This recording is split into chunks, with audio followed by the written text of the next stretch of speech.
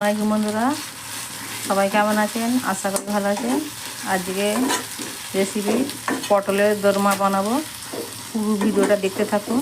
এখানে চিকেন নিয়েছি, 250 gram chicken নিয়েছি। সব মশলা মাখিয়ে দিয়ে ভেজে নিচ্ছি, ভালো করে ভেজে নেবো। পটল দানাটা প্রথমে ভাজা হয়ে গেছে আমার, এবার নাববে নেবো। এখানে পটল নিয়েছি, ভেতরে এগুলো দানা বীজগুলো বের করে দিয়ে বাইনে দিয়েছি। লবণ আছে, লঙ্কা গুঁড়ো আছে, হলুদ গুঁড়ো আছে, ধনে গুঁড়ো আছে, জিরে গুঁড়ো আছে, আদা রসুনের পেস্ট আছে, কাশ্মীরি লঙ্কা গুঁড়ো, মশলা আছে, গরম মশলা আছে, তেল আছে।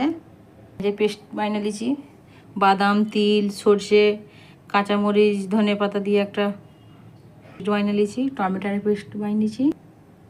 পুরো ভরবো, পুট হয়ে গেছে, এক এক করে সব পুরটা রেডি হয়ে গেছে, সব এর ভেতরে সব ভরা হয়ে গেছে।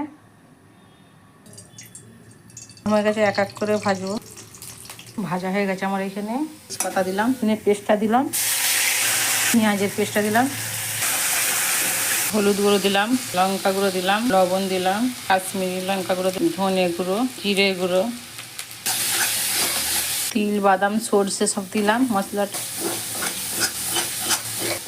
টমেটোর পেস্টটা দিলাম, চিকেন মশলা দিলাম, তরি মেথি দিলাম, গরম মশলা গুঁড়ো দিলাম, টক দই দিলাম, পানি দিয়ে দিয়েছি, ফুটে গেলে দেবো। ঠিক আছে, এবার ছেড়ে দেবো।